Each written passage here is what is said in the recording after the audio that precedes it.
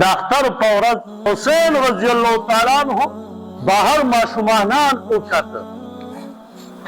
حسین رضی الله تعالی عنہ دننه راغی نبی علیہ الصلوۃ والسلام ته او نبی علیہ السلام په مسجد نبوي کې تشریف فرمایي او ورته عرض کوي بابا جانا بهر پلاران زه ګورم چې خپل بچي په سورلو باندې سوري.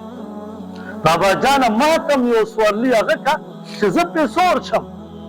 نبی علیہ السلام ورته فرمایي بچي راشه چې په سورلی دې سور کړم.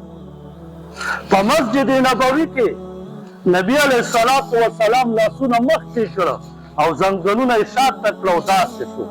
ورته فرمایي بچیا نن په دې سورلی باندې سورلي وکړه.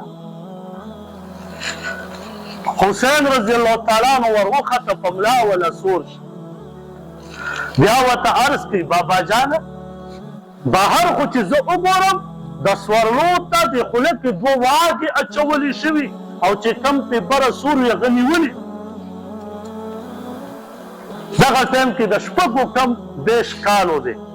نبی علیہ السلام ورته فرمایي ښه بچیه یو سره غوندې کپړی راواخیست هغه یې په خوله مبارکه کې ونیوه او د سټ نه یې داسې ورکړه وي بچیه دی دا 2 ګامونه ونیسه او په جومات کې داسې تاوړي. په دغه ټایم کې عمر رضی الله تعالی عنہ پرې راننوت او فرمایي وایي څه ښکلې مزیداره سورلي ده. نبی علیہ الصلوۃ والسلام تاویږي او ورته فرمایي یا عمر سورلۍ ته دې پام دی خو سساشوار ته دې پام نه دی چې هغه څومره ښکلې سسوار دی چې په ښکلې سورلۍ باندې سور دی. لکه هغه ته مو ګوره چې څوک سور دی. په مهر نبوت باندې حسین رضی الله تعالی عنہ د پاسه سور دی.